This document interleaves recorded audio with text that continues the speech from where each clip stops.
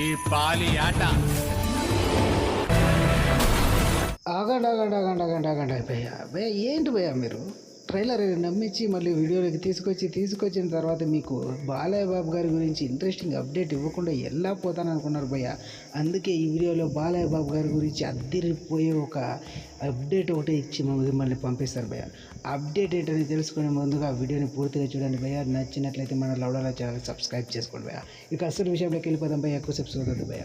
భయ్య విషయం ఏంటంటే భయ్య, బాలయ్య బాబు గారు వరుస పెట్టి 3 హిట్లు కొట్టిన తర్వాత అదే ఫామ్లో బాబీ దర్శకత్వంలో ఎన్బీకే 109 మూవీ చేస్తున్న సంగతి తెలిసింది.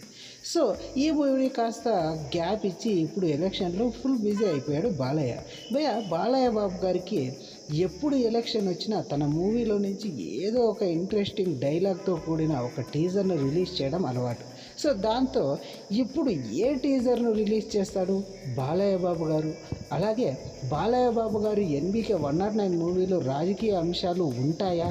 ఉంటే ఇప్పుడు రిలీజ్ చేయొచ్చు కదా. ఎందుకంటే ఎన్నికల సందర్భంలో బాలయ్య బాబు గారు మామూలుగానే టీజరు గ్లింప్స్ రిలీజ్ చేస్తూ ఉంటారు. సో దానిని బట్టి బాలయ్య బాబు గారి అభిమానులు కూడా ఇప్పుడు ఎక్స్పెక్ట్ చేస్తున్నారు భయ్య టీజర్ని. సో కాబట్టి బాలయ్య బాబు గారు ఎన్బీకే 109 మూవీలో రాజకీయకు సంబంధించిన కోణాలలో సంబంధించిన సన్నివేశాలు ఉంటే ఆ సన్నివేశాలకు సంబంధించిన డైలాగ్తో కూడిన ప్రోమోను ఇప్పుడు రిలీజ్ చేసే అవకాశాలు ఉన్నాయనేసి బాలయ్య బాబు గారి అభిమానులు ఎవరి నోటు విన్నా ఇదే మాట భయ్య.